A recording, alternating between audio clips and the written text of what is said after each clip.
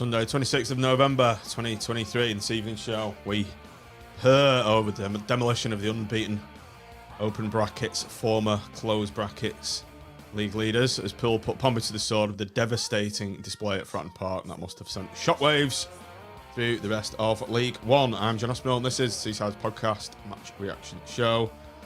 Pompey 0, Blackpool 1, 2, 3, 4.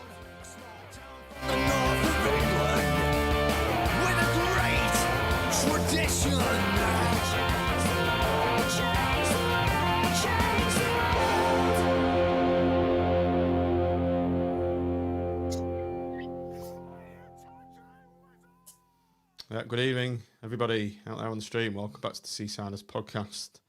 Sunday evening, unbelievable, 4-0 again, and as it was penned on the AVFTT, the Grim Reaper has joined us this evening. However, Andy, you're having the last laugh as your pep talk has done the business.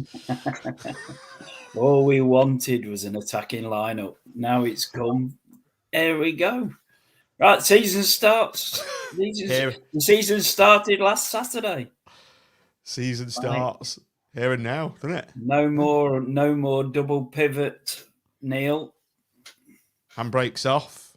Yes, handbrakes thrown out the window. Play your best players in the right positions, Mitch. Isn't that right? Football's a very simple game. It is, but on handbrakes, my handbrake once disintegrated. So I had absolutely no handbrake on my car, and I took it into the garage, and he went, "Oh, it's disintegrated. I've never seen that before." He was quite excited. So maybe that's what's happened to us. We told Craig he's not that popular, really. And he is back by popular request. Something sinister, John. I bet you didn't have trouble getting your fellow podcasters to join you tonight. Well, you say that, Mr. Sinister. However, Sakir couldn't be arsed this evening, and Tom's nearly coughing his guts up, and he's just come off his, half sick bed to join us. Right, Tom. Yeah, good evening. Couldn't wait to be on tonight. Regardless of any ailments, I wouldn't miss it. You got some good talking points for us, Tom, but bank them for later, and we'll bring them out naturally in the show's natural course. Okay, let's get going then. As ever, we go not player ratings. Imagine that says starting 11 on the banner. Starting 11. Let's get the banner up. That one. Mitch, unchanged. Grimshaw, Husband, Pennington, Dale, Carey, Dembele, Dougal, Rhodes, Beasley, Ekpiteta and Hamilton. Firstly, any issues with that? And secondly, are you falling off your chair in the fact that he's not tinkered with it? The Tinkerman has not tinkered. He's kept a winning formula.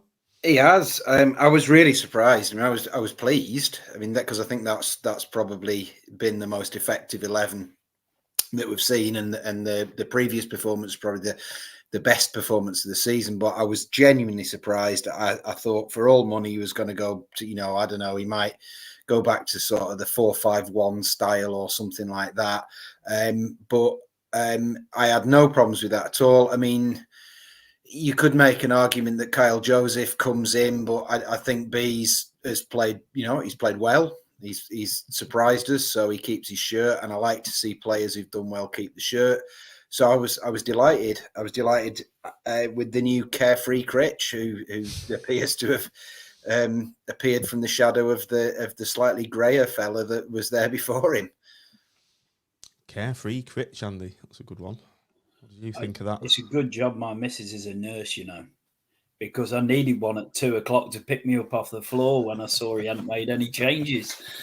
I was like, again, like Mitch, I was like pleased, but pleasantly pleased, if you like. It's I just, it's one of those moments again where you couldn't see him not tinkering, and please God, don't tinker on Tuesday. Just play, let the team play. While they're playing like this, let them play. just I was seriously chuffed that we were giving this team another go. I like that one. Don't tinker on Tuesday. What do you think, Tom, when you saw that? Anything to add? It doesn't make so in terms of the actual order that they put them in. It doesn't make any sense at all, does it? They put the defenders in at the start, so you start working out what it is, and then they throw like Pateta in towards the end. So it takes you about 2 minutes to work out what the team is, and then you realise it's unchanged, and then so once you've got through all of that, Rhodes and Beasley are quite similar. So I'm not fully convinced that that's the partnership to go with for the next few games, but all of our strikers are in good form at the moment, aren't they? All 5 of them. I know 2 of them are injured at the moment, as someone always is, but Beasley, he's had one off his backside 2 weeks running now, hasn't he? So he had to be in. And then, we just look so dangerous. It's what, sorry? I think it's 5 in 3. Ridiculous. Yeah, exactly. Rhodes is on the goals out for his record, isn't he? But you can't not start him. But yeah, love the team, and every single one of them is in good form at the moment. So long may it continue. Yeah, I did call it a drought after one game when he didn't score, Rhodes. What is that now? 2. No, he scored last week, didn't he? So it's one game again. Yeah, and it's what he brings to the team as well, isn't it? He's so intelligent in certain situations. If you take last week's, which I think was a penalty, wasn't it? If you take that out, so he's not scored in all open play for 5 or 6 games, I think it is. So that's what I'm probably referring to. But yeah, he adds a hell of a lot to the side, and he's probably our best striker, despite the fact he's the only one not scoring at the minute in terms of open play. Because Beasley's, like you say, we've touched on that record there. Joseph came in and scored last week. We've got plenty of options going forward. It's really exciting. Okay, Mitch, onto the game itself. We started quite brightly, playing on the front foot. Sonny Carey whistling one wide as he usually does. Nearly Carey. Or is that too harsh? No, it's a bit harsh. He's I did a little bit of stats work on Sonny's shooting. I think he's the 8th most likely player of all midfielders and wingers in League One to shoot. And his accuracy, if you sort of take in kind of accuracy and hitting the post and stuff into account, I think he's probably got about the 2nd or 3rd best record of all midfielders and wingers in terms of, accurate shooting. So, we started with purpose, didn't we? Because I was slightly worried about the team, because what I really didn't want to happen was him pick that team and then that team get done at Portsmouth, and then him think, oh, actually no, and go back into his sort of more cautious shell. But we came out, straight away, didn't we? Looking really, really hungry, putting tackles in, getting the ball forward. The 2 wingers getting right forward. It looked more like 3-5-2, which was very, very bold away from home. So that start was great, because we had a good 90 minutes the game before, and then we picked up immediately where we left off. So it was an excellent start. Andy, over to you. It didn't take long for Blackpool to make our mark on this game, coming in 9 minutes from former Portsmouth season loanee Owen Dale. It was a great ball from Carey, and this is a lot of the difference now. If we're moving the ball faster, we're moving the ball, and there's one touch passing, and there's quicker. They're looking to break quicker and move the ball faster. And Carey made a great little pass out to CJ, didn't he? And gave him the room to be one-on-one with the fullback. And that's where he's going to burn anyone for speed, isn't he? One-on-one. If he just can put the ball ahead of him just to run into. And he more or less is at his best when he's slow. He just keeps the fullback almost still, and then goes and then pushes it by, and then he gets in. And we've spoken on other podcasts about the ability of CJ to get to the byline, but then pull it back and needing somebody. And again, at the start of the season, we never had anyone there to pull it back to. It went just near post, or there wasn't anybody else to follow in. But in that case, Dale had come in off the other wing, and he pulled it back, and it was a little bit of a scruffy shot, wasn't it? But like, did the job, and it was in the net, and they just constantly booed him from that minute on, didn't they? Because he played there all season last year, didn't he? I thought that was quite an odd thing for their fan base to do. He didn't really rub the noses in it with celebration. He had a good season for them, and then boom after that. Yeah, it was. In fact, he was muted, wasn't he, in his celebration? Yeah, it was. Yeah, it was. It's funny you should pick that up about CJ, Andy. It's the way I've been studying a few videos of Stanley Matthews just to show the kids what like a shimmy is and get down to it. And that's what Matthews did. He was just really, really slow in his approach, and it's just a very quick dip of the shoulder and quickly the way. And CJ's got that off to a T this season. It's really he will burn any fullback, and I mean he made that guy. Who's that? Josh Earl at Fleetwood, who's that P&E fullback back in the day, and he just made him look like he was standing still. And he's not. I mean, he's going to be a decent player, isn't he? But like CJ just had him on toast. Like, but now there's starting to be end product that we've probably in the past criticised him for, just being able to get past the player, but then no end product. And now there seems to be much more end product. And maybe that ball came out of their attention being on Rhodes a lot, looking to cover off Rhodes, the ball into Rhodes, and it leaves the space behind, doesn't it? And that's perfect for us. Okay, Tom, so Blackpool. Go on, Tom, go on. Just contributing to CJ's form at the minute. He seems to be getting a lot more space since Dembele's been playing, because he drifts out wide into the right pockets. And that's probably... So CJ was previously getting doubled up on, I think, as our key threat, and now they're having to worry about Dembele, and you can see them two passing it to each other, working out which one's got a bit of space. So suddenly you get CJ one-on-one with the left-back, and he's just able to cut in every time or go down the byline and cross it in. So I'm quite enjoying seeing them two on that side, and one of them can create. If he marks CJ, then he can give it to Dembele, and he can go and have a shot. So that's probably one thing I've noticed, where CJ is able to isolate the defender, and he just has a beating of it every time with his pace. Yeah. Other key moments in the first half, Tom. Were you concerned that Portsmouth were going to get on top of us? Bit of a couple of spells of pressure, and Marv doing his best to equalise for Pompey. Great save by Green. Yeah, we started really well, didn't we, before the goal? I texted a couple of people asking if they were watching, because I was thinking how well we were playing before it went 1-0.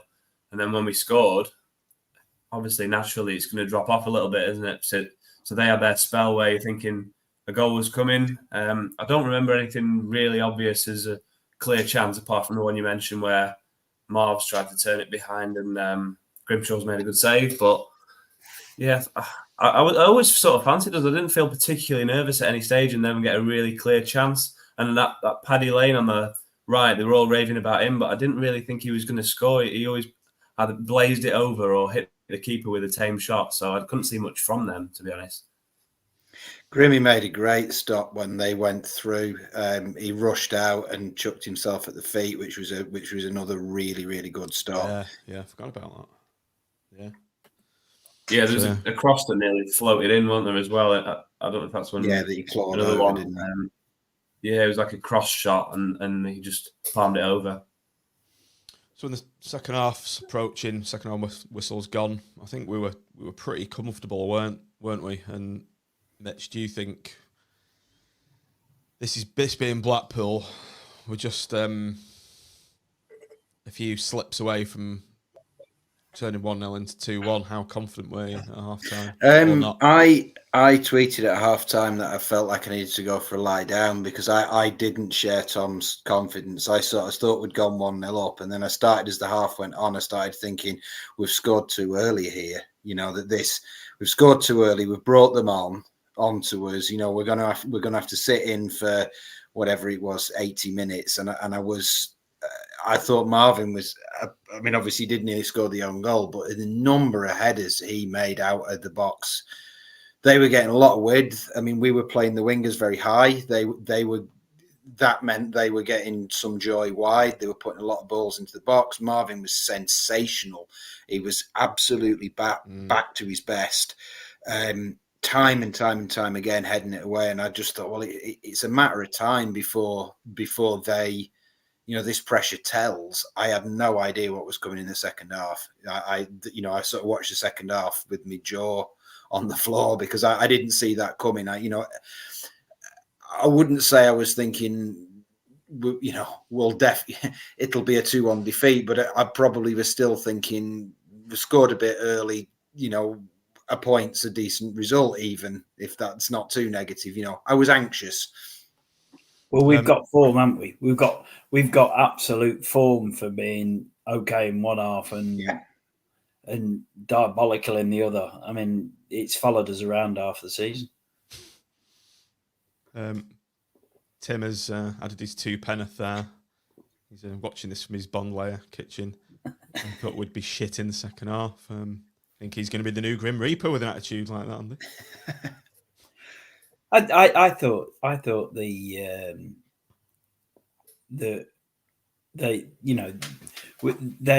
had 2 periods in the game. Certainly, that end of that first half, and then and in some of the second, and probably at 2-0, they had a little bit of a spurt, didn't they? And Grimmy did really well, to be fair. He not only saving that one from Ekpeteta, that one as well that curled in towards the top corner, and he just got rid of that. Yeah, I mean, it was just a solid. I know we'll come to it later with the player ratings and everything, but Grimmy was very, very good in that. He came and claimed a few as well, didn't he? Which is not necessarily something you connect with Grimmy. Yeah, and just shows you that the confidence looks like it's going through 1 to 11, or 32 through to 48, or whatever it is these days. That maybe that's the mentalness, Tom, of the position of the players on the starting 11 team sheet that the club puts out. Because I missed Ekpeteta. I was like, where's Marv? Must be dropped. And he's like in the number 10 position on this. Yeah, I always misread Carey as Casey, so I think that's the third defender. And then I'm working out the midfield, and then I realise Big Marv's up front, and then I have to revisit the whole thing again.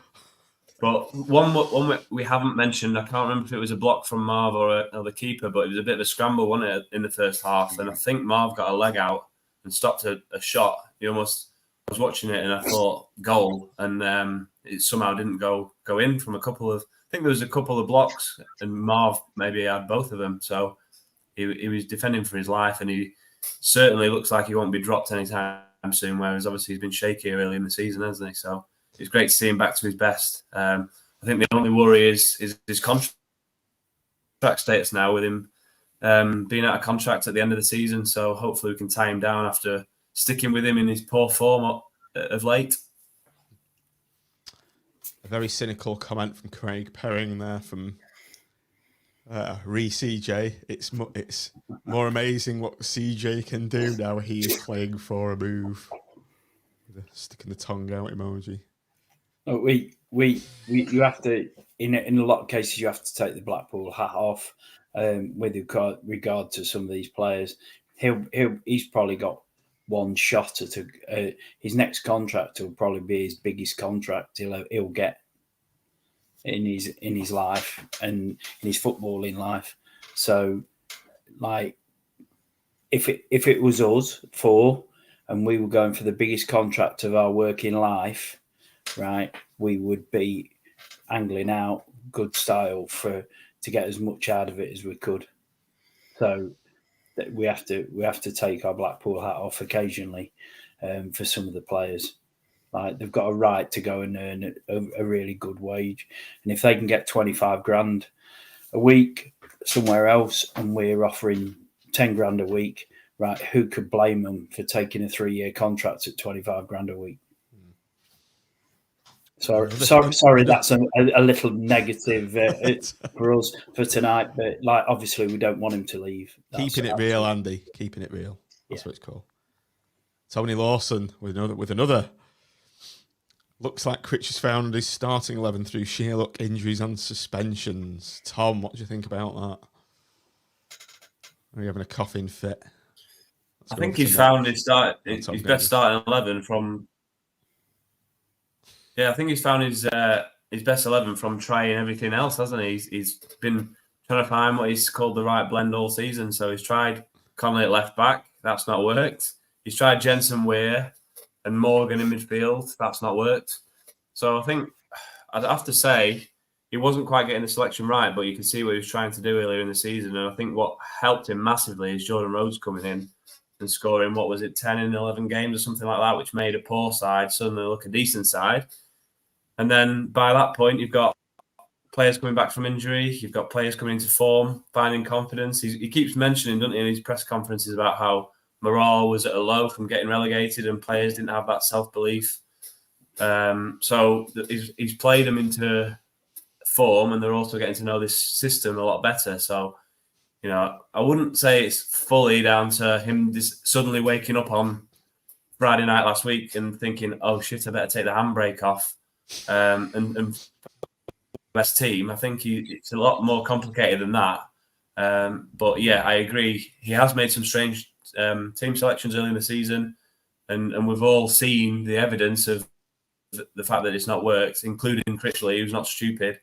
And suddenly now we're finding the right side. But I would expect to see a few changes on Tuesday night, maybe 2 or 3, because it's the Critchley way, isn't it? So I think we'll see that happen. But you might see Joseph on Tuesday night, you might see Morgan make a start, and they're all in good form anyway, aren't they? So we're in a really healthy position at the moment. I'll just bring that one up before we move on to the second half. The Grice Reaper strikes. Love it.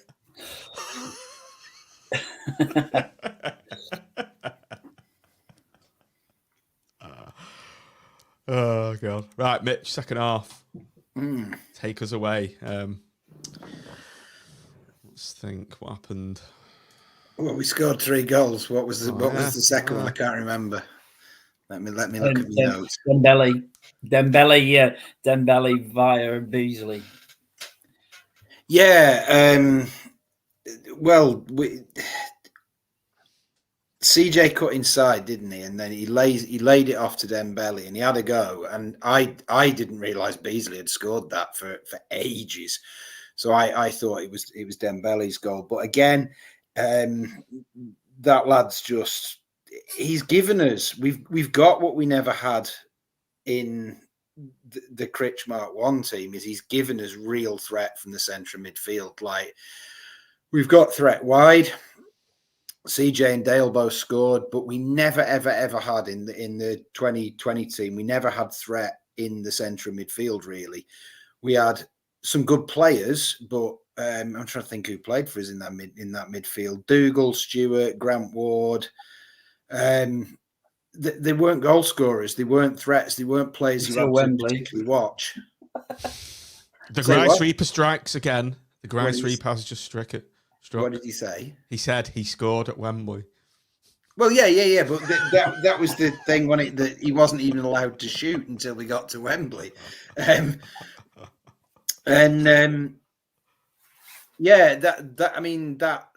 That was just such a good, because Portsmouth had come out quite well, and it was just fantastic. I terrified the cat. I shouted so loud that the cat ran off and hid upstairs, because it was just exactly what we needed at that moment in time. He was just fantastic, and I love that boy. I love him. I'm already starting to trying to prepare myself for the fact that he might not play for us for 10 years.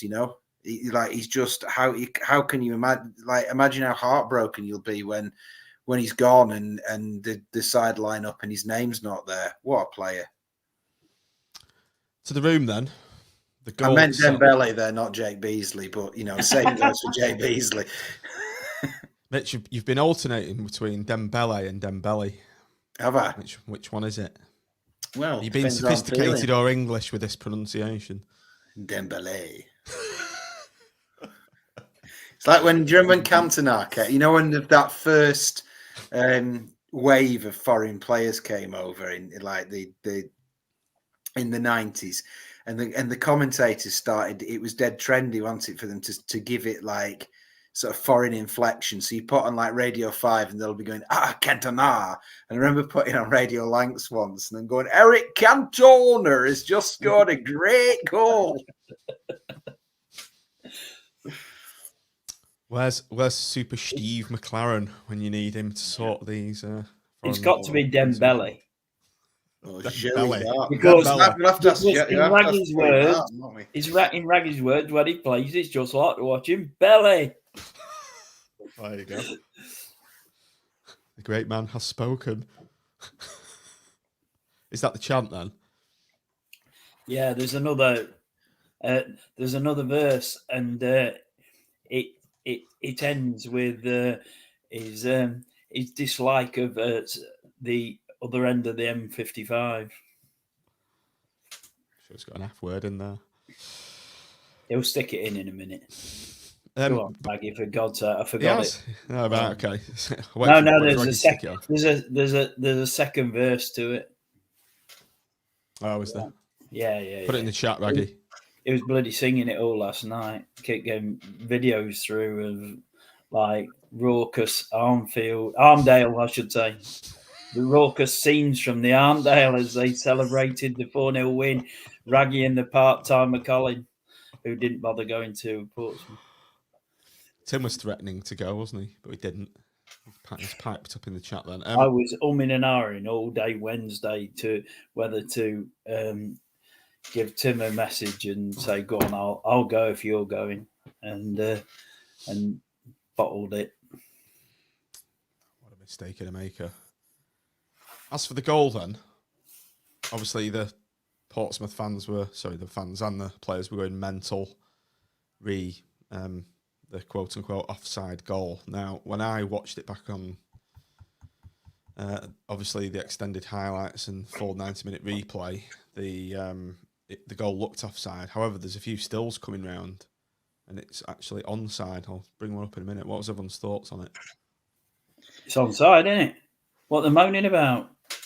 Well, given as I hadn't worked out that Beasley had touched it until about half an hour after it had gone in, I didn't really think about offside. So the keeper has got a booking complaining about a goal that was onside. Like, stick your unbeaten record up at you, Jaxie, lad. It went past you then, Dov. See you later. Tom, thoughts? what I think's funny is that when it looked offside, didn't it, from first glance? Have we got a delay? No, sorry, I think there's a delay. Go ahead. Well, I'll jump in quickly then. When Rhodes did that, we all thought it was genius, and when Beasley does it, we all go, "Oh, he just hit him on the way in." Yeah.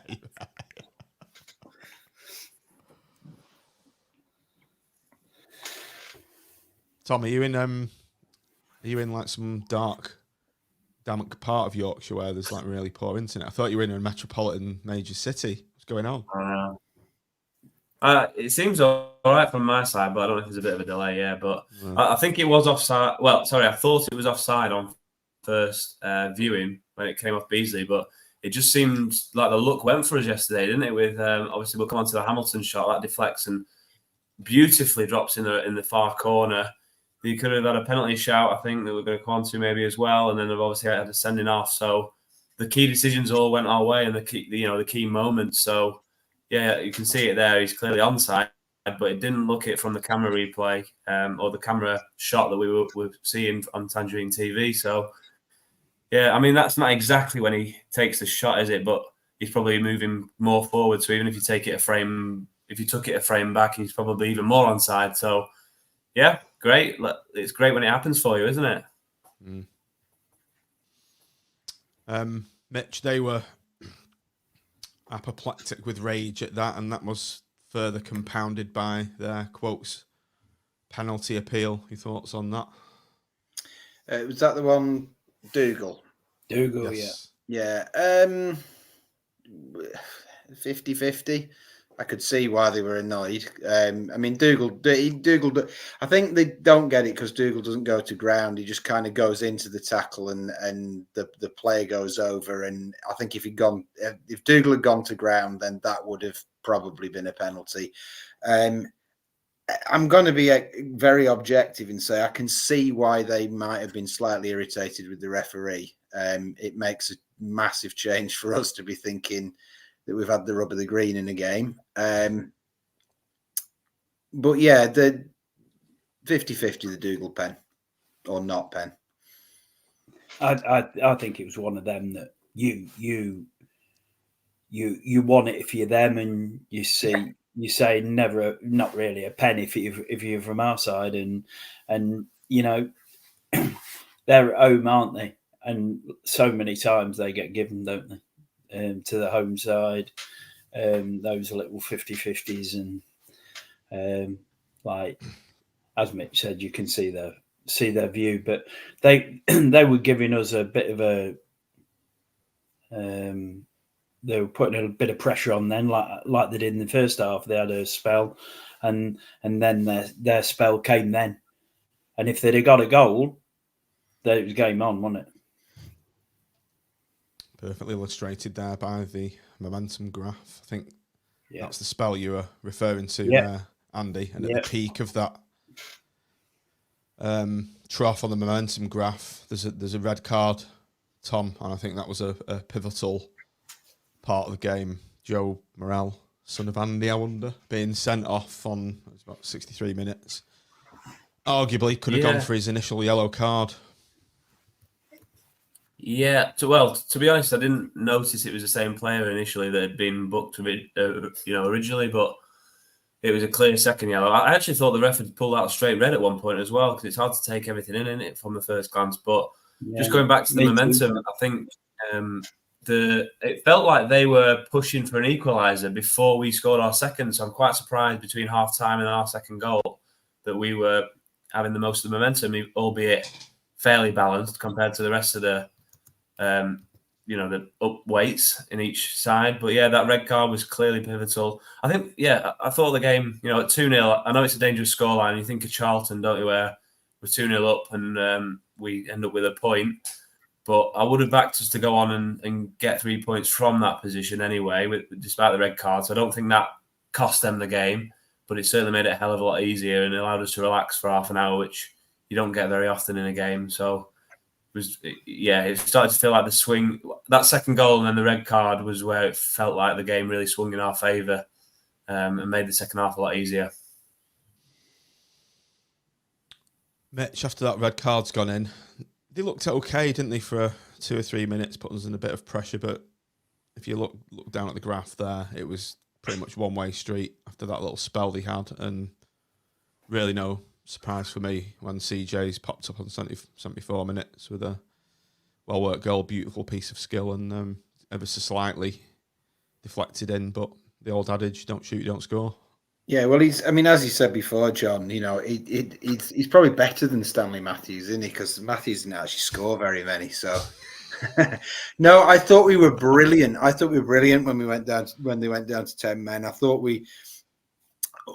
before the red card, they'd kind of thrown positions out the window, and they were just trying to overload us, and they were causing us problems just by getting so many men forward. And we didn't really, we didn't have the sort of the Callum Connollys on the pitch to potentially to withstand that. And you could see us you could see if it had gone on, we'd have had to start bringing those players on, and we'd have gone into our shell, and and then obviously the red card was brilliant. And I thought we were fantastic. We got the ball down, we passed it around, we moved, we were playing these little triangles, we were just completely and utterly dominant. We had a brilliant move. I don't know if anybody remembers, we had a brilliant move where we must have knocked 30 passes round, and it ended with Dale nearly scoring his second. And it was one of the best moves I've seen, certainly, post boycott. It was one of the best moves I've seen where we were just superb. Was the CJ goal, was that the one where Kenny sort of Kenny, first time Kenny, stabs it out, and it's just yeah, a yeah, that's really, right. really great first time pass from Dougal, and then CJ gives it the little shuffle, as you say, and then just sort of closes his eyes and hits it towards goal, and it loops in, which was great. And isn't it lovely that when he scores now, and when we score, isn't it lovely that he's one of the players he's first over in front of the fans now? He always is. He's always up there. You know, me and Andy will testify to this because we get all the goals at our end. CJ's always up there. You know, come on, gesturing to the fans and stuff. It's lovely to see that relationship is there. Whereas, you know, maybe 6 months ago, maybe not even 6 months ago, 3 months ago, he was sort of very much in his shell, and you know, he got the feeling that he was perhaps more anxious about what the fans had to say than taking that energy and that joy out of that moment. I'm a bit tired. I've gone on now. I think I've finished what I've got to say. No, but again, it was the first time ball. Yeah, it's the one touch. It like when that ball came to Dougal, he was immediately faced up. They put pressure on him, but he just opened his body out and played that ball into CJ. It was a great ball, and again, it gives him come straight to his feet, and he's that then gives him the time to just knock it away and get a shot in, isn't it? Well, I think you're absolutely spot on with the pace of play, Andy, or the pace of moving the ball. And I think that the other thing in the way we've played, I meant to mention it right at the beginning, was if you look at the way Carey's playing now, he's just playing on the half turn constantly. He takes the ball, he turns on that little sixpence, and he's just away. And that immediately, we're taking the ball in, and we're either moving it quickly or we're running fast up the pitch with it straight away, straight onto the attack. And then it's up to us when we want to slow it down and go back round, sort of go back round the back. We do that when we see fit, rather than that being the default thing that we do. And then, as soon as we get the ball, teams have to drop into shape because, they can't just drop off us. They have to defend. They have to get into their lines and sort of press up against us, and we just make all sorts of problems just by being aggressive. And in addition to the best celebration ever of the 8-foot knee slide in front of the away fans, CJ, there's the graphic, let's get it back up. He's also got as Richard Watts just said, CJ's new iPhone boot version to celebrate into as well. So what's that about? So for the benefit of the audio pod, CJ has got a boot to his ear and looks like he's smiling or talking to it on the official club website. So that's pretty good. That's pretty funny. Anyone know what that's all about? Anyone like to hazard a guess at what the photographer was saying there? No idea. I think CJ's probably gone. He's gone, what do you do when you score? CJ's gone, I don't know. I haven't scored for ages. I haven't scored for about 2 years. So he's gone, I just do something with your boot or something. 8-foot knee slide, CJ. But yeah, he was loving it, wasn't he? Absolutely loving it. Quick CJ fact. Go on. Leading assist maker in League One now with 6. Joint leading 2 players on 6. He had 2 yesterday, didn't he? He did, yeah. For first and fourth goal. So, and again, it goes through the theme again, like that CJ plays it back. Morgan, first time shot, right in the bottom corner. And it just goes through the theme of how we are now playing and how good we look. Tim said about the movement on the comments. It is. It's very, very good. And we've not really, although Dougal plays the role, he's not really a proper sitter in the midfield, is he? He's not sitting in front of the defenders. He's playing out, and then I think it's up to him to, if he wants to go forward, he can, and Carey has to cover behind. But most of the time, obviously, it's Carey going forward, and it looks that looks a mile better. They all look like they're complementing each other, and that's why the Tinker Man should like go and make sure he doesn't tinker. Just because the changes now are obvious, aren't they? If a defender got injured, you'd put Casey in, wouldn't you? And if an attacker was like going to be rested or not played, then Joseph would come in. The changes look obvious now. Morgan's obviously the first backup midfielder. I would say that one of the wing backs went down.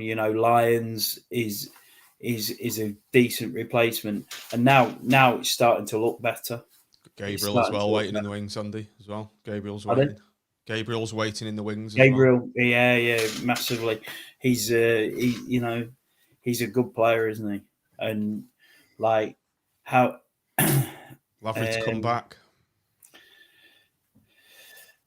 Look, if we're playing well, then great. It's great because we've got cover if people do fall down, and let's be right about it. We're gonna get injuries at some point. And it's variety as well. It's variety as well. It's variety as well because you've got players like Lavery on the bench who bring something different, and we're going to have games where we're 0-0 with an hour gone, or we're going to have games where we're 1-0 down with an hour gone, and where the way we played yesterday doesn't work. We're going to have games where Dembele actually doesn't come off, and you've got quality you can bring on the bench, bring off the bench. You've got different sorts of players you can bring off the bench. At the moment, Norburn's not in my starting lineup. That's how strong we are. He's not in my starting lineup, but you've got a player like him. You can come on and sort of he can throw himself around a bit in midfield if we're getting a little bit, roughed up or whatever. And that's the strength of the squad now. And I think I can't remember what game it was. I think it was after Lincoln. I said, well, we've just got all these players. They're all the same. They're all really bland. They're all really boring. I think I said they were all Matty Virtue. No offense to Matty Virtue, but we've got so many Matty Virtues, but we doesn't feel like that now, does it? It feels like we've got a huge variety of players. And the one player that we're all terrified about getting injured, of course, is Karamoko, because we can't replace him there is no replacement. No. Unless you take the lad who's tearing it up at Tranmere and bring him back just in case. Yeah. Well, he's getting the kind of reviews there that we're giving Dembele. So is it good that Apter's playing? I'm sure we've got people watching his games, and whether that be a Kieran Donnelly or someone like that, he's going to go and watch him play and then report back or something like that. Then I'm sure there's someone doing that and understanding how well he's doing. Because I think we all want Apter to succeed. All of us want Apter to succeed. He's one of our own. I think he's in the best place at the moment, isn't he? Out on loan rather than playing, being on the bench, not even making the bench at times. So yeah, that's right. They might argue with Dembele where he was playing before. He's in the best place playing because he's playing every week. Rhodes is playing every week.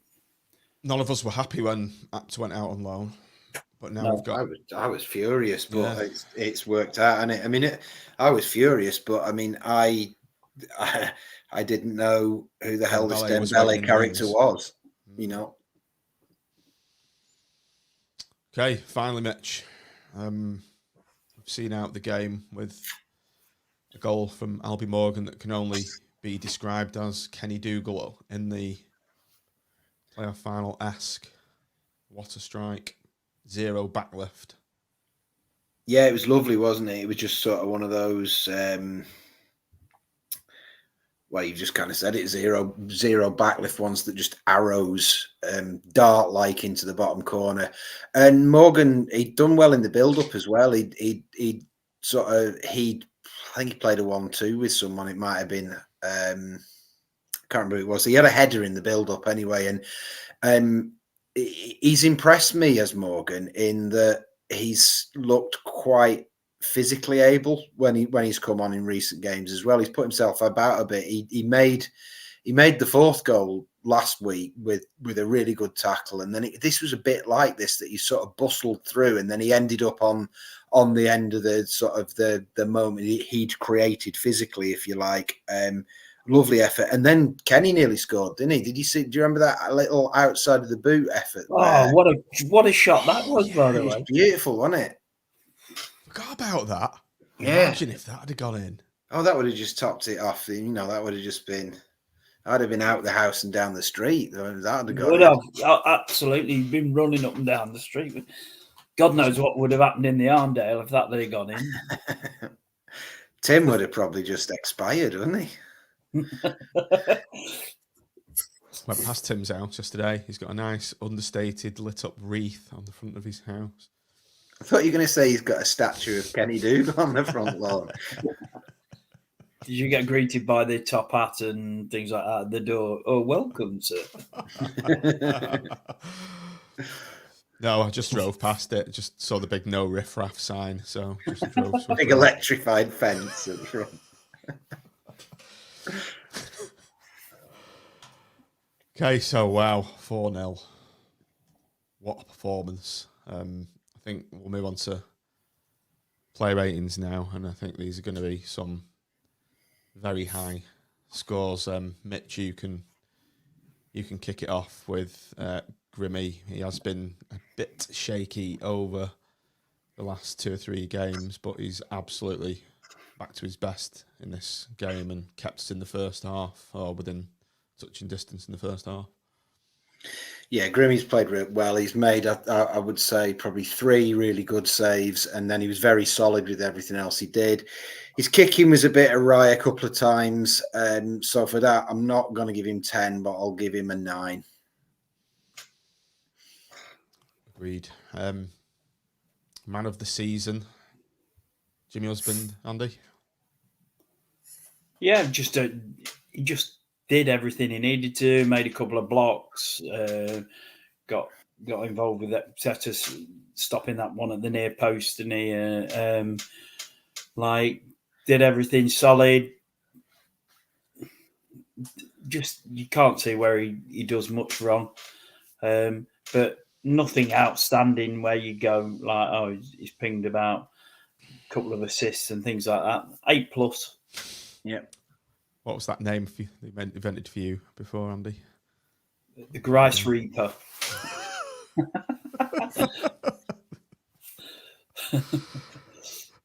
The Grice Reaper strikes again. A lot of people are saying 9 for me. Matthew Pennington, Tom. Yeah, Husband was captain yesterday, wasn't he, as well? So, and after that as well. But Pennington, you know what? There's not a lot to say about Pennington compared to a lot of them, but that's quite nice for a defender. What I would say is he looks absolutely perfect for that position, much like Husband on the other side. A lot of people complain about this system and say we play 5 at the back with wing backs, but it's very much 3 at the back. And even the what you might call fullbacks in Husband and Pennington get forward as well, and Dougal fills in. So it was really attacking yesterday, and Pennington got into the other half a bit and was getting involved in the play, despite the fact that he almost didn't have a lot to do at the other side. So, a bit of a long-winded way of saying nothing wrong. I'd have to give him a 7+. Ooh. Are we going 8-? On the bit low. Stand by your guns, Tom. Don't let them bully you. Stand by your guns. 7+. And don't worry about the long-winded response to giving a player rating, because the chap to your diagonal above can outdo you on many minutes, even hours. So, Mitch, give us we're not going to go through the starting 11 graphic that the Twitter feed puts out because it's completely out of kilter. We'll have to, won't we? Because it'd be Dale if we were doing it, if it was up to them. So, probably Sean's put that together, actually. I blame Sean. Yeah, I think that's fair. Yeah. Do you think? Blame him. Do you think? Blame him. Do you think? Oh God, sorry. I was going to say, do you think Critchley tells him to put it out, or he fills it in the team sheet in that order to try and throw the opposition off? Or do you think it's purely the graphic designer's getting a bit lazy and just because we took someone out and put Ekpiteta in, he's just thrown him up top and it just evolved over the season. I don't know if it's intended or not. Ekpiteta at centre forward, so we were playing 3 Rhodes, Beasley, and Ekpiteta up front. Maybe that's in the UEFA A license, deceptive tactics on social media team sheets. Maybe not. Have I got Marvin then? Anyway, you've got Marv, yeah. Yeah, I thought Marvin was brilliant. I thought he was fantastic. I've already done my little monologue on him earlier on. I thought he was tremendous. I'd go close to a 10 for Marvin. I really would. I thought he was. What about his shot? Faultless. Yeah. Well, What about his shot into the bottom corner? Grimmy saved it, but it was one of them where if he didn't have a lot of choice but to go for it. Yeah, he had to get something on it. I Didn't know. he? Ball whipped into the box. Didn't have a lot of choice but to go for it. And I think what he gives us is Casey's a classy player, but Marvy's a better defender. He's a much better dirty defender, without question. And then when you've got Husband and Pennington outside of him, they're footballers, but Marvy's just pure defender. He'll do anything to stop the ball going in. And he gave Bishop just nothing, didn't he? He gave Bishop a horrible afternoon. So I'm going to give Marv a 10. I thought he was brilliant. And I think if Marv hadn't been on the pitch, I don't think we'd have gone in level at half-time. It's a bold statement. 10 from Big Marv from Daz as well. Yeah, I think, Mitch, as you've said, there's no one better than defending than Marv and getting those blocks in. He is a defender, first and foremost. Well, you got to think when the time came to take him out, when we had to take him out, didn't we? That wasn't because of his defending as such. It was the fact that he couldn't work out how to play this system, and he was getting stuck with the ball at his feet and no outlet, and teams were pressing us, and we couldn't work out. He couldn't work out how to play through it and things like this. He gets back in the team at the expense of a suspension to Casey, and who had done nothing wrong, by the way. Casey, he's been really unlucky here. But now Marv looks back to his best. But the reason being for me that he's excelling with us now is because of we've speeded the game up. And we're not playing the pedestrian style we were at the start of the season. And I'm sure Critchley didn't really want to play that way, but the players were trying to get used to it and whatever. But Ekpiteta can't play when we play at that pace. No chance. Right? But now we're playing faster and he's now more of a defender. Brilliant. Really good. Daz McKenzie's just pointed out in the chat that goals against us massively dropped since he's come back. Yeah. Mitch, we need you to dig out a stat on that. It's our new stats man. Right, anyway, Andy, Owen Dale, against his own former club of the season, scored and got a lot of shit from the away fans, so great performance from Dale. Yeah, he just did well. Gets up and down. He's certainly. I like him as better defender than Thompson. I said that when Thompson was in. We argued on here that Dale was the better player to have in, and now he's starting to make a proper name for himself. I'd argue if we played this team played the extra striker and we'd have played Dale at Bolton, we would.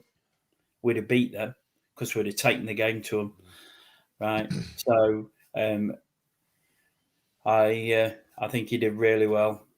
I'm umming and ahhing between an 8+ and a 9, but probably an 8+. Well, there is this system called the fielding player rating system, Andy. If you're stuck between a 9+ and an 8+, if you think about it, you can go 9-. That's what the system We could. accounts for. Yeah, it's a fair, because of the pressure that he had to deal with, and he was getting stick. Maybe a 9-. Yeah. Bump him up. Tom, Sonny Carey, industrious as ever. Yeah, he's playing well, isn't he? And he's deceptively tall and strong and quick. So I think he's perfect for that position. I love seeing him as the middle of the three, with Dembele as the more attacking option. So he's not the number 10, he's the number 8, as you might say. So there's Dougal alongside him, and he's allowed to take the ball from deep and run on to play. I think he's doing better there. He wasn't mature enough for that last season or good enough in the Championship. So I think this drop into League One, we're all hoping that he'd grasp the game and take it up a notch. And he's starting to do that now, because he didn't start the season particularly well, did he? So I think he's probably quite coming into form now. It's really good to see. In terms of his performance, I would have to say an 8+. Okay, who's got King Kenny? No Tim here this evening, Mitch. So you're going to have to. I think you should bring Tim's latest comment up there. It's probably fitting. Kenny 12 out of 10, best centre mid in the division right now. Kenny Dougal is playing the football of his life. He's better than I've ever seen Kenny Dougal. He's so much more than just. I've probably been guilty of. I've always liked Kenny. I've always had a lot of time for Kenny. I like players that get stuck in, but he's more that I'd always had him down as he'll wrap the ball and he'll do the dirty stuff. But he really, really does make us tick, doesn't he? If Dougal's on his game, we play well. He's the heart of us at the moment, and I think he's been, he's been good for Carey. I think he knows when to sit, he knows when to go, he knows what the team needs, and he does what the team needs. I thought he was brilliant again, and playing on a knife edge as well, Mitch, wasn't he, with that booking? Oh yeah. But he's he gets that booking, and then actually you think he's clever enough to get through the rest of the game. He's a clever footballer. Superb. I'd say 10. You can't give him any less. He was brilliant again. Agreed. Totally. Andy, another great player in the midfield. Karamoko, Dembele, absolute box of tricks again, and got a goal. He is. He sometimes floats. He's in and out the game a little bit, because when they have their pressure, he's out the game. But like, it's when we get the ball and we can transition quicker, and it's seeing him around the box looking for. He sees people's runs, and in the last, that sort of 35 yards to their goal, that's when you want him on the ball, and he sees runs. And he's just a proper player, isn't he? He's a proper player. And while I'm with Mitch with regard to Dougal, and I love the way Dougal's playing at the minute, I just think it's complementing each other. 9+.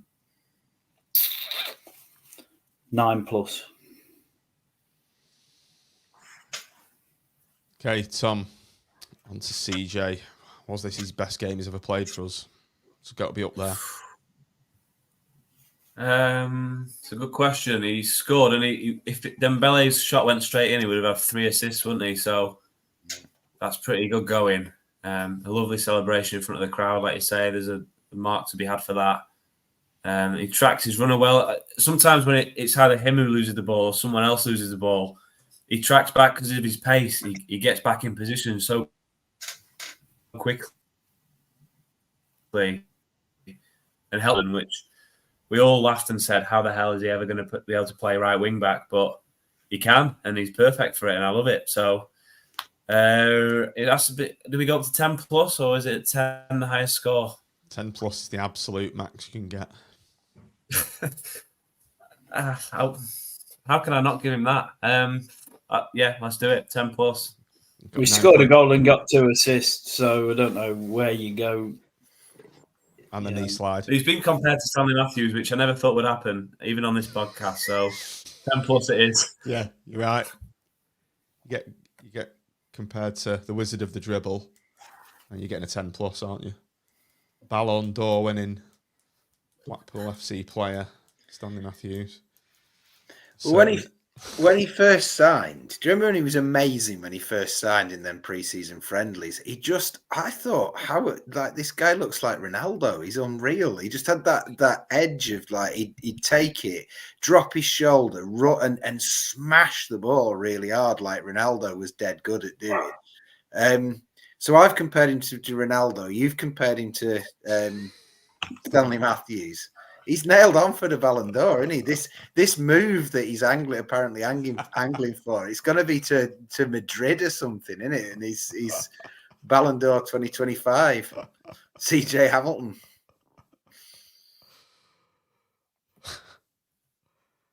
Okay. Who were we on then? Was it you, Mitch, next? Possibly. Who've I got? Jake Beasley. Jake the Brace Beasley. Hang on.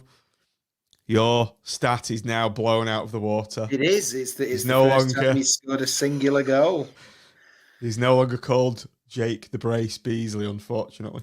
No. Bees did fine, didn't he? I mean, he didn't have a lot of joy. He had that effort where he took it himself and had a shot from distance where possibly he could have slotted someone through. And then he had another effort where he tried to slot Rhodes in where possibly he could have had a go himself. So it was looking like it might have been one of those days where he doesn't just quite get it right, but he did the dirty stuff. He won things and he did the hard yards and he pressed very well. I thought he, for a player who's not blessed with amazing pace, I thought he pressed very well. And then he got that little touch in, didn't he? So a goal. So you can't knock him. I think I'll go for an 8 for Bees. I think that's fair. Right, Andy, you can move on to Jordan Rhodes. I'm not using the FOTMob graphic for the starting 11 there because it influences people's decisions, but he did get a 6.6 on the FOTMob rating, which is the lowest out of the bunch.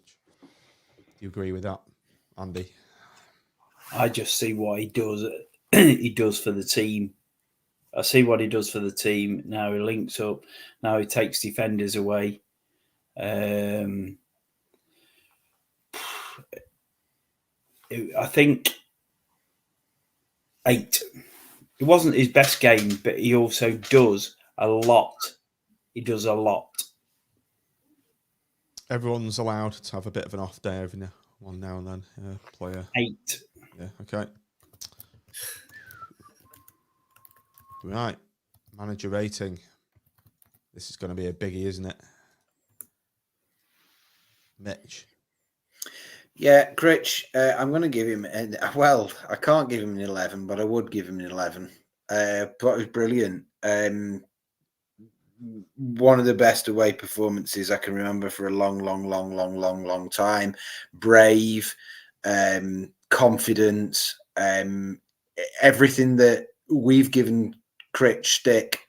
You characterize Critch in a certain way, don't you? And we've given him stick in a certain way, and he's delivered exactly the opposite there. A few times we've been not happy about what's been served up, and I'm ecstatic about what was served up on Saturday. It was absolutely top class. There was spirit, fight, skill, effort, and he left Dembele on. He didn't. I made a joke on Twitter when we scored the first for about 7 minutes about bet he brings Conley on now, lol. And he didn't do any of that, did he? He kept, even when we were 2-0 up with red cards, he kept most of the changes he was freshening up. He kept Conley right till the end. He didn't go back. He didn't try and protect what we had. Superb. But I think probably best performance under Critchley ever. 10+. It's got to be, hasn't it? Yeah, it was brilliant. It's got to be. I think it's got to be the best Critchley performance, given that Peterborough were unbeaten in 27 games. So Peterborough, Pompey, Portsmouth were unbeaten in 27 games. Yeah. Andy? I just, yeah, I can't agree. I can't disagree. Sorry. I thought he was going to go on. I was just going to. I was really going to throw in a spanner like a 7. The Grim Reaper was And winding then up. everyone could have had a go at me as a Critch hater. And I, yeah, I can't. In all seriousness, I can't disagree. I think he's everything went right for him there. I'd agree. It's probably our best performance under Critchley. You know, you've got to give him a 10, haven't you? Really, if you're going to give him a 10 plus, then you know, I can't argue with that. Really. Tom? I'm just thinking about best performance ever under Critchley. I'll have to have a proper think about some of the other games we've had. We obviously beat the Nobbers, didn't we, at one point in the Championship? This first leg against Oxford in the playoffs, we absolutely battered them.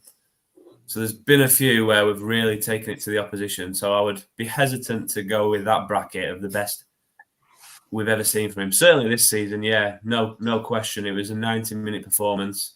And we look so good going forward. It's really great to see.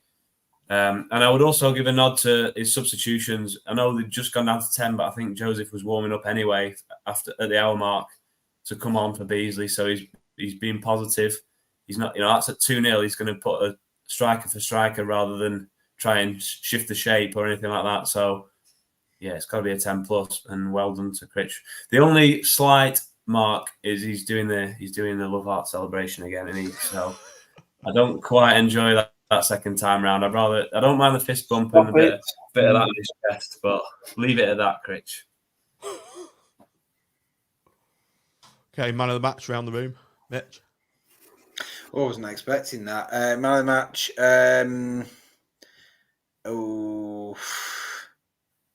I'm still going to go Marvin, because I still think he was the difference between them not getting back into the game and us. Then he was the platform upon which the fireworks went off, and without that, the fireworks would have sunk into a marshy bog potentially. That is the worst analogy I've ever done.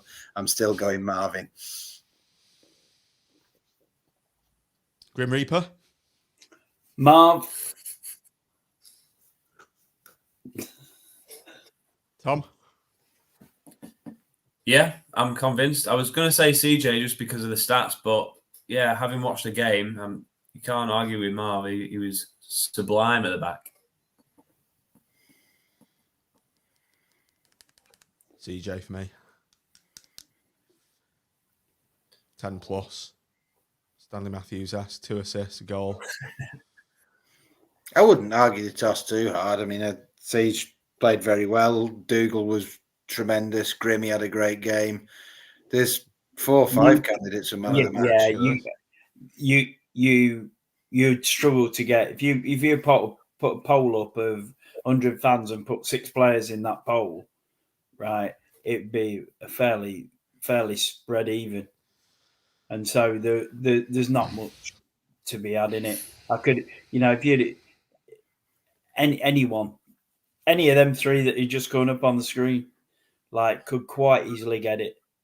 Quite easily. Right. You just picking something. I think what Mitch said about creating a platform, we had to create a platform. 1-0 up, they threw the kitchen sink at us. At 2-0, they threw the kitchen sink at us. And we got them frustrated. But probably the big difference there was the fact that Bishop became into a moan-a-thon all afternoon for him. And why was that? And that was down to Marv, really. Okay, so one quick talking point then before we head off. What's changed over the last couple of games to bring such success? 2 4-0s. Jake Beasley's playing there at the end.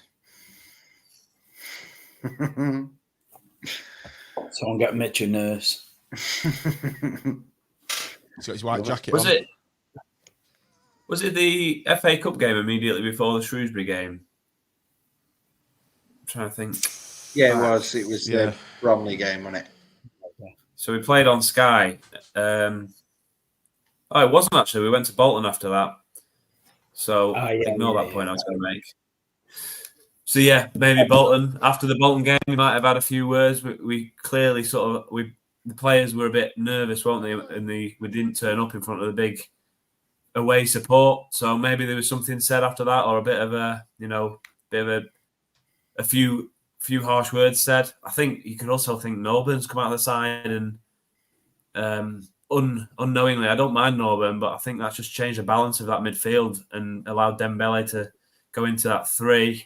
Carey's coming to form, so maybe that's had an impact. But yeah, there's always a few factors in there that contribute to it. But yeah, it's good to see us going forward. And then I think Critchley always says it's about the defence first and foremost. So he'll be most happy with the 2 clean sheets, won't he? So as long as he's happy enough with the defence, that gives us that platform then to go on and attack. And we've got the real quality, probably the best quality in the division going forward as well. So that's a lethal combination for us. I think speed of play is definitely one. More attacking formation 2.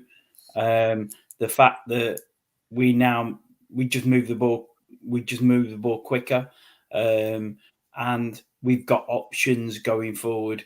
Whereas when you looked at Bolton, we weren't a threat. We did okay around the pitch and nullified them a bit, but he wasn't. To me, he didn't go out to beat Bolton anything other than 1-0. Right now, he's going out to try and beat teams 2, 3, 4, and that's the massive difference. And maybe the what's changed is the manager's changed. Yes, he's got the right blend, but maybe his mentality's changed. And I wonder if there's been a bit of a sort of, I don't know, not a clear the air, because I don't think it's been at that stage where it's needed sort of the air clearing, but there's been a bit of a sit down, a bit of a, come on lads, this isn't quite clicking. What do you think? And I think of some of them, I just looked at what Owen Dale said after the Shrewsbury game, where he quite pointedly said that it was great that we got forward for 90 minutes and we attacked, and he kind of sounded like he'd been a bit frustrated about the way they've been playing. I wonder if they've sort of said something and Critch has just gone, well, go on, do it then, go on. And there's almost been an alignment of, to use his favourite word, an alignment of them and him in realising that they're actually after the same thing. Because quite often early in the season, I felt a bit like the players were preoccupied with their shape out of possession, that when we were in possession, it was almost like they were worried that if they attacked too aggressively, then they might be out of position when we lost the ball, and then they get in trouble. It looked like that was first and foremost on their mind, was staying rigidly in the banks of 3 and 5 or whatever. And now we just look so much more liberated and creative, and the movement's great, and the drop in and out, and you've got to say, don't you, that perhaps some of the crap that was served up was part of the method. We were saying, why aren't they changing the formation? And now look at this side that I think somebody put in the comment before, it was the best movement they'd seen for years of a Blackpool side. The movement was brilliant. The way that the players were dropping in, fantastic. That doesn't come from changing every week. That doesn't come from having a couple of bad games and going back to 4-4-2. That comes from sticking at your guns and doing it week in, week out. This is how we play. This is how we play. This is how we play. And then eventually the penny drops. And I think also now the penny has dropped.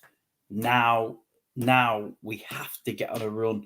We've spoken about the games coming up after Portsmouth about being very favourable. Throw in the fact that we've got the cup tie at home to Forest Green, where we can play Gabriel, Norburn, probably give Joseph a start, probably give Casey a good run out, and Connolly a good run out, and you're then hitting a period where we've got a lot of winnable games, and we've got to take advantage. It's really important this Tuesday night. Really, really, really important for us that we get another win on the board and get the confidence to really push on. Right, we can do it. We can do it, but we've got to capitalise on this run of games now. So how do we approach this game against Northampton then? Same team. Barring any injury that they might have picked up, and who knows, go again, and then use the cup tie to play the players who have been out the team. Tom, do you play the same team, or do you make a couple of tweaks? Think you can't expect him to play the same team. I don't think he will, and I think that's understandable. I totally agree. Yeah, I'd love to in an ideal world, but you can't come all the way back from Portsmouth on a bus. Probably what have they done today? Probably a bit of rest and recuperation. It's not that much time between games. I would expect just naturally to see 3 or 4 changes, and I don't mind that because, like we've said already in the pod, you know exactly who can come in each position, and it doesn't weaken the quality. You've got Gabriel might start, Morgan might start, and Joseph probably deserves a start. So you might go for them 3, making a change, or you might slip Casey in at the back. So yeah, I'd love to pick the same team, and that'd be brilliant. But at the same time, Northampton at home, opportunity to just tweak it slightly, go again, fresh legs, and hopefully do them 2 or 3-0. Can I say a wild? I would expect to see some changes. Can I say a completely wild change? That if I had to make one change, if I was forced to make a change, I might give Rhodes just a little bit of a rest, because he just looked a bit blunter than he has in the last couple of games. He's played fine. His link-up play has been nice. But I thought he was a bit blunt against Shrewsbury. His touch wasn't quite there. And I thought it was the same against Portsmouth. There was a few where he didn't quite get the ball out of his feet, and he just looked a little bit heavy-footed compared to the way he played. And he's 33, isn't he? I might just, if I had to, I might just go, Bees, carry on your scoring, Joseph up front with Bees, and then Rhodes on the bench, and just swap that around a little bit. Well, this run of games he's had, he's not played so... Yeah. And week in, week out in years, has he? So he wasn't subbing him either, was he? He was very rarely bringing Rhodes off. If you remember, we talked about that. So he's not just started loads of games; he's done loads of 90 minutes as well, hasn't he? He brought him off at 60, didn't he, against Shrewsbury? Yeah, he did. Rosie on. But in just going into one of the comments, I'm not saying it's a must win. That we've got to win. I'm not saying it's a must win. What I'm saying is that if we want to have any aspirations about pushing to the top, we need to go on a run. These are the games now where we need to go on a run. We've got a favourable set of fixtures now. Right, Bolton have gone on a run. They've done 6 on the bounce now. Right, that's what we've got to aspire to. That's what I'm saying.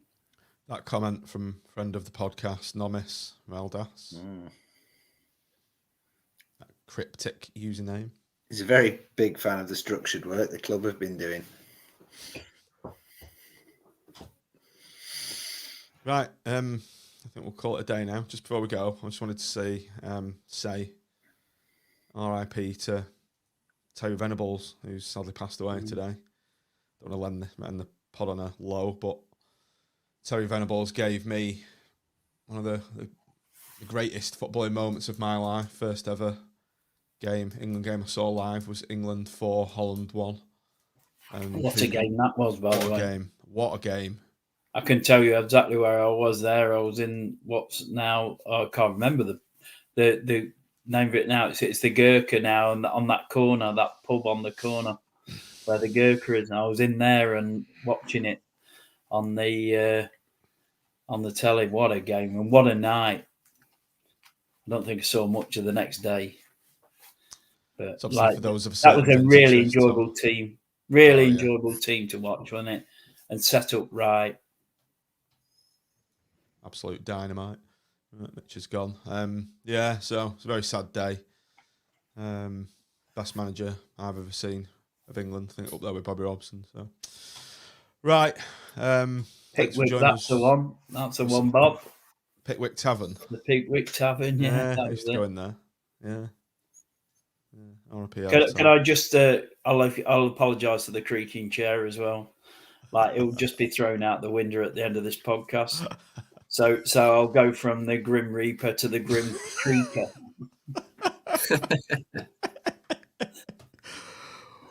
What a quote to end on, Andy. Brilliant. Lovely stuff. That's a certain Norwich DJ would say, oh, Mitch is just coming back. He just back for the outro, Mitch. We missed a blinder from Andy. The Grim Creaker. His creaky chair. The new wasp moment of the episode. Right, anyway, I'm rambling. Right, yeah, gents, thanks for your company, as ever. Been a great show. Well, we won't be doing a preview in Northampton, but we will be coming back after that show. So, yeah, if you're watching on YouTube, do subscribe to the channel. And honestly said is thanks for watching. Thanks for downloading. And up the pool. Come on, you pool. With a great tradition.